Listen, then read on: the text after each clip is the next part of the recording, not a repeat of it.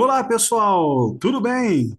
Vamos então para mais uma aula de ressonância magnética.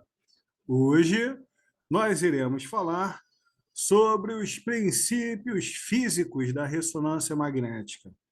Em geral, falaremos sobre alguns controles que são utilizados para que então possamos chegar nas ponderações e nas sequências de pulso em RM. Mas para que se conheça um pouco mais das ponderações e das sequências, é importante que nós venhamos a conhecer esse princípio físico, onde, dentro desses princípios físicos, nós iremos ter três eixos. Um eixo chamado Z, Y e X dentro do magneto, ou seja, dentro do aparelho. E esses três eixos, eles estarão fazendo aqueles movimentos que nós conhecemos como o movimento spin, que é a rotação em próprio eixo, e o movimento de precessão. E os prótons de hidrogênio, eles vão ficar justamente no eixo Z, que é o que nós podemos ver na primeira imagem. E na ressonância magnética, a gente costuma utilizar ângulos próprios. Quais são esses ângulos?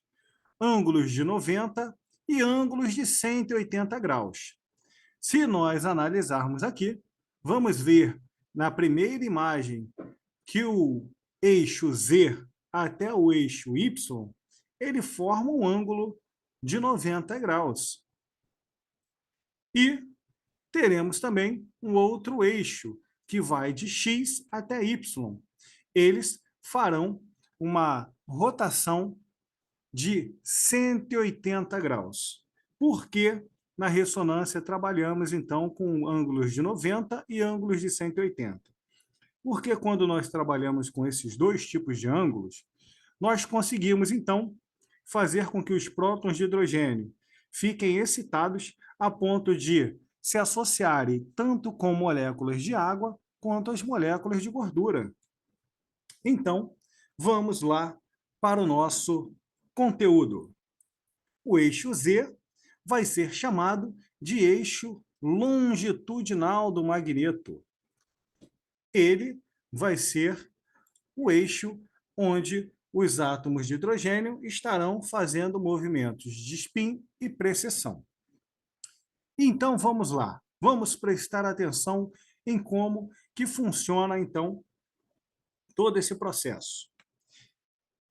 Ao se colocar um vetor que represente todos os prótons que estão apontados para o polo norte do sistema, esse vetor resultante será chamado de vetor de magnetização longitudinal. Então, pessoal, o vetor de magnetização longitudinal significa que aquele eixo Z, que é o eixo que está lá em cima, é como se os prótons de hidrogênio estivessem aliados todos nele, esperando, então, a radiofrequência para que esses átomos, então, sejam excitados a pontos de vir futuramente a produzir imagens, ok? Então, quando eles saem do eixo Z e caem para o eixo Y, nós vamos falar que esse vetor sofreu uma magnetização longitudinal. Beleza? Mas teremos também um outro tipo de magnetização, que vai se chamar magnetização transversal. Vamos ver, então, a aplicação da radiofrequência, ou seja, quando começar a aplicação dessa radiofrequência, vai fazer com que o vetor faça sua precessão, ou seja, seus giros em torno do campo magnético, beleza? Vai fazer a sua precessão no eixo X e Y.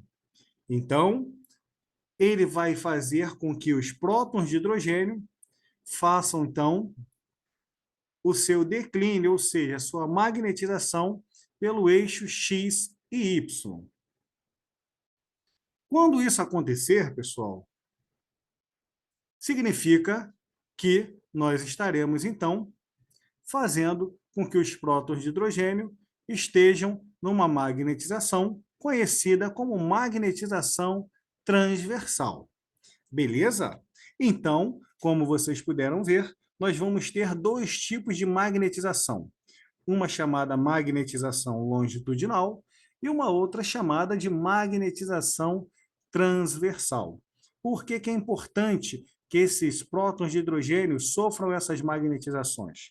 Porque quando eles sofrerem essas magnetizações, significa que os prótons de hidrogênio estão se excitando junto com as moléculas de água e gordura. Lembrando que as moléculas de água e gordura, elas são essenciais para a formação da imagem em ressonância magnética. Aqui podemos ver como que funciona, né? Então, nós temos aquele B0, que significa campo magnético. Nós temos o M, que significa uma magnetização longitudinal.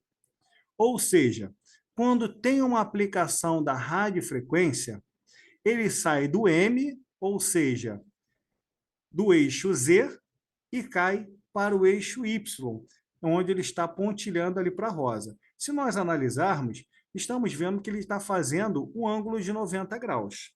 Depois que ele fizer esse ângulo de 90 graus, ele vai fazer o que a gente chama de refocalização. Ele vai fazer um ângulo de 90 e depois lá embaixo, como se fosse um ponteiro de relógio, ele vai fazer um ângulo de uns 180 graus. Isso faz com que nós tenhamos as duas excitações, moléculas de água e gordura. Após o pulso de radiofrequência, os hidrogênios vão se desviar da magnetização longitudinal e vão para a magnetização transversal, como nós podemos ver ali na imagem. Quando isso acontecer, ele vai ter um decaimento de indução livre, ou decaimento por livre indução. Isso indica que o sinal vai diminuir de intensidade em função do tempo, pois os átomos vão liberando energia e vão ser absorvida e voltando para o seu estado natural. Recapitulando, pessoal, então, para que a gente possa fixar mais esse conteúdo. Nós vamos ter os prótons em equilíbrio, fazendo tanto a rotação spin quanto precessão. Aonde? Ou onde? Fará lá no eixo Z, ok? Isso vai fazer com que esses dois tipos de giros, ok? Dentro desse sistema, quando isso acontecer, lá no eixo Z, eles vão sofrer a primeira magnetização, que é a magnetização chamada longitudinal.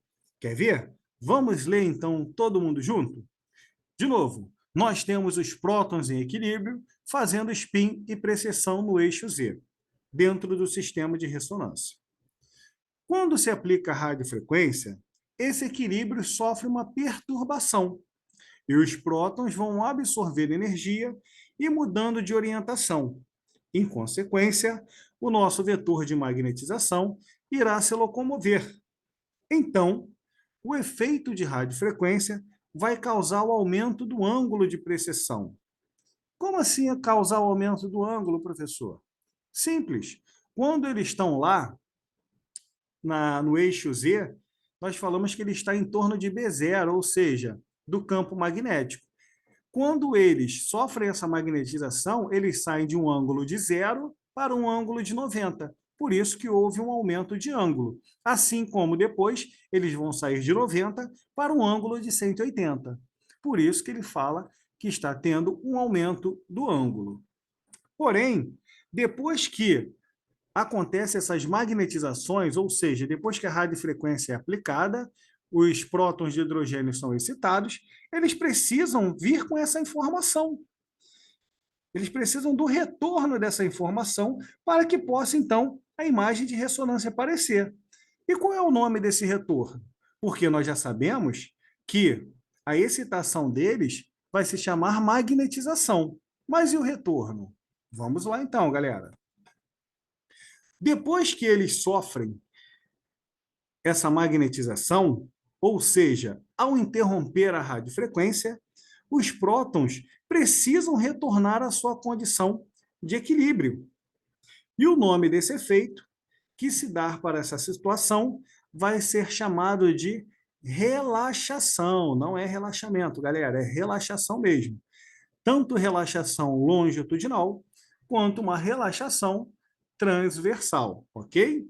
Então, é fácil de entender. Se nós vamos ter uma magnetização longitudinal e uma magnetização transversal, logo, nós precisamos do retorno dessas magnetizações, que vão ser, consequentemente, relaxação longitudinal e relaxação transversal. A relaxação longitudinal, ela vai ser o retorno desse eixo Z. E já a relaxação transversal, ela vai ser o quê? Que a gente chama de declínio, né? No plano X e Y, ok? E esses retornos, eles precisam ser jogados para um local chamado espaço K, que não é um local físico, é uma nuvem, e esse espaço K vai fazer com que dados analíticos, ou seja, cálculos matemáticos, sejam utilizados. E qual é o nome desses cálculos matemáticos, professor? Se chama transformação ou transformada de Fourier. São cálculos matemáticos que serão utilizados para, então, a formação da imagem propriamente dita. Lembrando, relaxamento T1, ou seja, ele precisa ter aquele retorno. E dentro desse relaxamento T1, vai ser o tempo necessário para que tenha uma recuperação de 63% da magnetização longitudinal. Logo, ele vem falando o seguinte, prestem atenção, que moléculas pequenas vão se reorientar mais rapidamente em relação às maiores. Lipídios, moléculas médias, vão relaxar mais rapidamente do que as ligadas às proteínas. Então, pessoal, nós vamos ter os lipídios, ou seja, as moléculas de gordura, vão ser mais rápidas do que as moléculas de água. Se nós temos o relaxamento T1, teremos também os relaxamentos T2. E ele vem falando justamente isso, que moléculas grandes se reorientam mais lentamente que moléculas pequenas. Ou seja, as moléculas de água, elas serão maiores. Logo, o retorno da água será mais lento do que o retorno da gordura. No momento dessa relaxação, pessoal, desse retorno, os prótons eles vão devolver energia para aquele meio onde sofreu o processo de relaxação. Daí nós vamos ter imagens ponderadas que nós chamamos de T1, T2 e DP. Tá, professor, e o que tem a ver essas imagens ponderadas, né, em T1, T2 e DP? Imagens ponderadas em T1, T2 e DP, pessoal, são ponderações onde nós vamos ter intensidades de sinais, ou seja, onde nós vamos entender que, quando uma imagem ponderada for em T1, nós vamos ter a gordura brilhando e a água mais escura. Mas quando nós tivermos imagens ponderadas em T2, aí já vai ser invertido. A água vai estar brilhando, líquido brilhando, e gordura escura. E uma imagem ponderada em dP, que é densidade de prótons ou densidade protônica, nós vamos trabalhar com escalas de cinza, um cinza claro e um cinza escuro. Tá, professor, mas isso tem nome? O claro, o escuro e o cinza? Tem nomes. E nós vamos aprender o nome daqui a pouquinho. Lembrando que, se nós fizermos uma analogia com os raios-x, o raio-x, quando nós temos uma imagem branca, nós falamos que é uma imagem radiopaca. Já quando é uma imagem escura, ela é uma imagem radiotransparente. Mas na ressonância, não. Ela vai ter nomes diferentes, mas nada que venha também assustar vocês. Vamos lá, então. Dentro de um esquema de ressonância magnética, nós temos que ter tanto as moléculas de água quanto as moléculas de gordura tendo esse processo de excitação, ok? Para isso, nós temos um tempo determinado para que isso aconteça. E esse tempo ele vai ocorrer em milissegundos, pessoal, ok? E falamos para vocês que nós temos ângulos praticamente pré-definidos, que serão ângulos de 90 e ângulos de 180 graus. Então, vamos prestar atenção nesse que se chama TR. E o que significa TR? TR é o tempo de repetição. O que seria esse tempo de repetição? É o tempo que vai da aplicação de um pulso de radiofrequência até o pulso de radiofrequência seguinte. E ele vai ser em milissegundos. O TR, ele vai determinar o grau de relaxamento que pode ocorrer entre o término de um pulso de radiofrequência até a aplicação do pulso de radiofrequência seguinte. O TR, ele determina o grau de relaxamento T1, ou seja, esse TR ele vai estar associado com moléculas de gordura. Vamos analisar os gráficos aqui embaixo? Dentro dessa análise, nós temos aqui um pulso inicial de 90 graus, um pulso inicial de 180, nós vamos ter um sinal de eco e depois um pulso de 90. Quando nós temos um pulso inicial de 90 e um outro pulso de 90, aqui se tem um ciclo de TR. Significa que uma imagem foi produzida. Quando nós temos um pulso inicial de radiofrequência de 90 até o próximo pulso de 90, uma imagem está sendo produzida. E isso significa que esse TR ele tem um tempo que pode ser, dentro dos tempos de milissegundo, um tempo mais curto e um tempo mais longo, ok? Quando nós tivermos esses tempos, curto e longo, eles vão estar diretamente ligados à ponderação que nós falamos, seja T1, T2 e DP. E dentro do nosso TR, pessoal, nós vamos ter um tempo chamado tempo de eco. O tempo de eco é o tempo que vai da aplicação inicial de um pulso de radiofrequência ao pico máximo do sinal induzido no fio.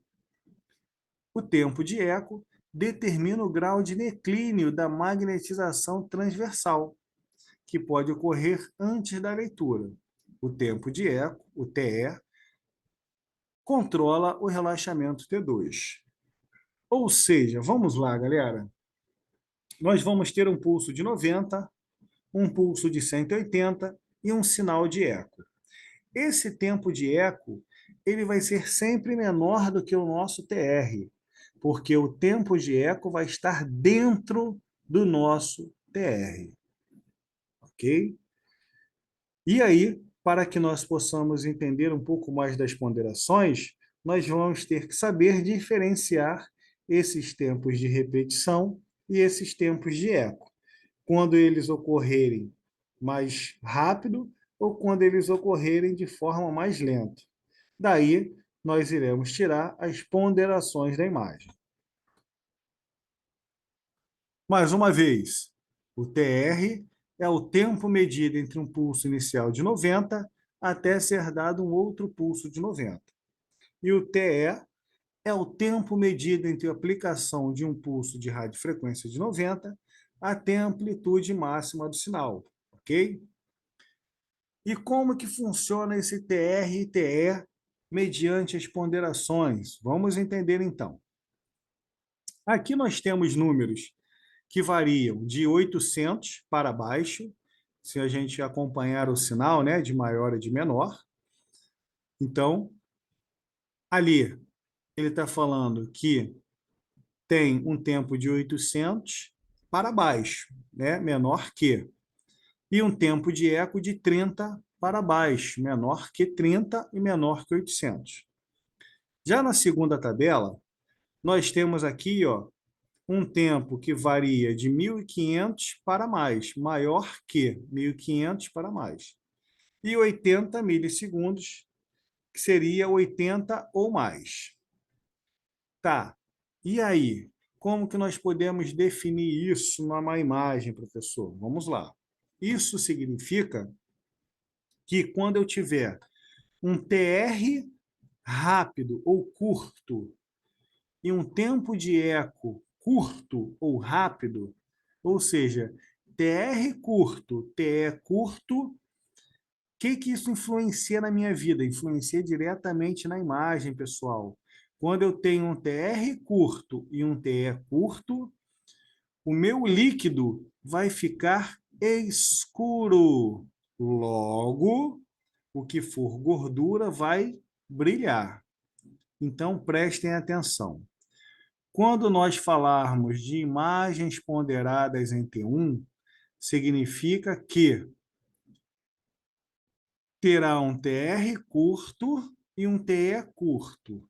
Logo, líquido fica escuro e gordura brilha. Ok?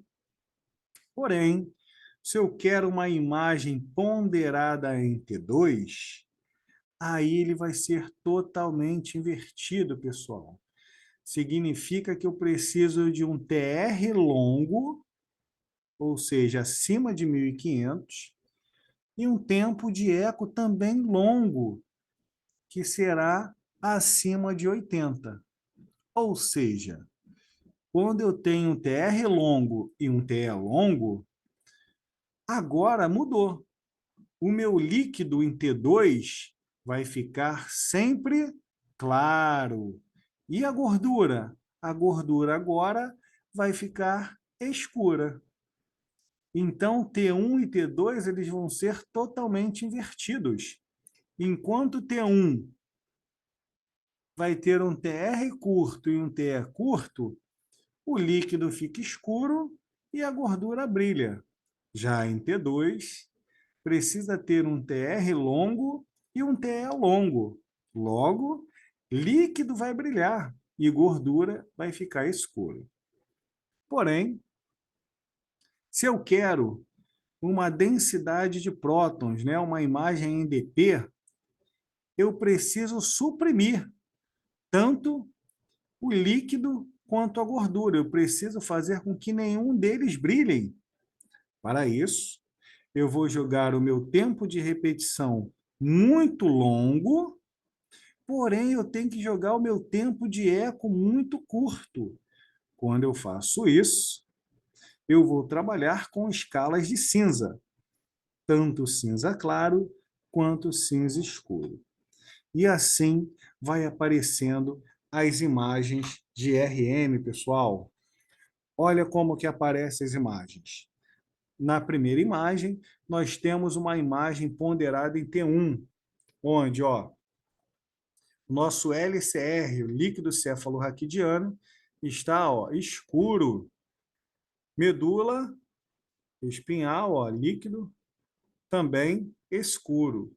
Já a gordura, ó, musculatura paravertebral, região próxima à nossa dípula, né? Próxima ao seio venoso, ó, todos brilhando. Mas se nós analisarmos uma imagem em T2, ela ficou totalmente invertida. Ó. Agora o que é líquido fica claro e o que é gordura fica escuro. E em DP? DP, nós vamos ter tanto um cinza mais escuro quanto um cinza mais claro. Ou seja, não tem nada de sinal. Beleza? Mas qual é o nome que nós vamos utilizar? Escuro, claro, cinza? Não, nós temos nomes técnicos que nós precisamos entender. Quando nós estivermos olhando uma imagem escura dentro da RM, nós vamos falar que ali está com uma ausência de sinal. Quando nós estivermos olhando uma imagem com cinza escuro, aquela imagem está hipointensa. Quando aquela imagem está mais clara, aquela imagem está isointensa. E quando está brilhando, nós vamos falar que aquela imagem está hiperintensa. Assim, nós temos, então, as intensidades de sinal em RM. Mostrando aqui para vocês como que se comporta, né, os sinais do líquor e da gordura em T1. Então, analisem. Um TR baixo e um TE baixo, ou seja, gordura com sinal alto, com hipersinal. E a água com sinal baixo, praticamente com ausência de sinal. Mais uma vez, mostrando aqui para vocês o TR e o TE, ok? E aqui mostrando os gráficos de como que funciona esse TR. Então, TR é quando nós temos um pulso inicial de 90, um de 180, um sinal de eco e fechamos com um pulso de 90. Isso significa que nós estamos, então, tendo uma imagem de RM sendo projetada no nosso computador. Mostrando mais uma vez que cada vez que tem um TR, um corte é feito dentro do computador, galera. Beleza? Então, mostrando, ó, magnetizou, relaxou, imagem. Magnetizou, relaxou, imagem. Magnetizou, relaxou, imagem. E assim nós temos imagens em ressonância magnética. Tranquilo? Legal, professor, mas essas imagens, elas já aparecem direto no computador? Sim, já aparece direto no computador. Mas antes de ir para o computador, elas vão para esse local aí, ó, chamado espaço K. Esse espaço K não é um espaço físico, é um espaço de uma forma de nuvens no nosso computador. E cada vez que esse TR faz um corte de uma imagem, essa imagem não aparece ainda com aquela forma nítida, ela aparece com dados brutos, com cálculos matemáticos. E aí, elas são jogadas para esse local espaço K. Então, vamos lá? Espaço K armazena informações de dados brutos relativos a colunas e linhas que formarão a imagem.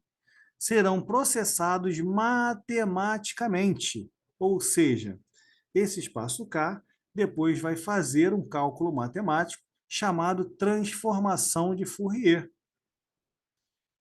onde, depois desses cálculos matemáticos, serão então concentradas as escalas de cinza, que nós vamos ver que vai variar tanto do preto ao branco, ok? Então, esse seria o nosso espaço K, um local de codificação e armazenamento para que os dados brutos se tornem imagens reais, ok? Aqui nós vemos imagens em T1 e T2, então a melhor forma de nós analisarmos é ver sempre pelos ventrículos. Então, na imagem T1, ventrículo com água escura, com ausência de sinal. Em T2, a água emitindo um hipersinal. Ok? A mesma coisa aqui, T1 e T2. Beleza? E aí, dentro dessas questões, nós teremos as sequências de pulso. As sequências de pulso, elas vão fazer o quê? Vão dar características e qualidades dentro da minha imagem. Beleza? As sequências, elas vão estar associadas também àqueles gráficos que nós vimos, com pulso de 90, 180, um sinal de eco. Quando isso acontece, uma linha do espaço K é preenchido, ok? Aqui nessa imagem, como que a gente pode fazer uma análise? É uma imagem T1, T2, como que eu posso ver? Primeiro, né, os ventrículos estão escuros, então pode ser uma imagem T1, sim. Mas como que eu tenho certeza? Eu venho aqui, olho meu TR e o meu TE. Quando eu olho o meu TR e o meu TE, eu vejo que é um TR curto e um TE curto. Logo, imagens ponderadas em T1. Beleza, galera? É isso aí. Então, nós temos os TRs e o TE, que podem ser escolhidos, né, pelo nosso operador, ou seja, pelos tecnólogos. Teremos alguns tempos de aquisição, ok? E aqui encerra-se a nossa aula. Mas, como de praxe de costume, vamos então fazer aquele estudo dirigido final. Vamos lá. Número 1. Defina magnetização longitudinal. Número 1. Defina magnetização longitudinal. Número 2. Defina magnetização transversal. Número 2. Defina magnetização transversal. Número 3. Diferencie relaxação longitudinal de relaxação transversal. Número 3. Diferencie relaxação longitudinal de relaxação transversal. Número 4. Diferencie as ponderações de imagens em ressonância magnética. Número 4. Diferencie as ponderações de imagens em ressonância magnética. Número 5. Diferencie as intensidades de sinal em ressonância magnética. Número 5. Diferencie as intensidades de sinal em ressonância magnética. Número 6. Diferencie TR de TE. Número 6. Diferencie TR de TE. Beleza, galera? Então é isso. Espero que tenham gostado e até a próxima aula, pessoal. Um forte abraço. Tchau, tchau.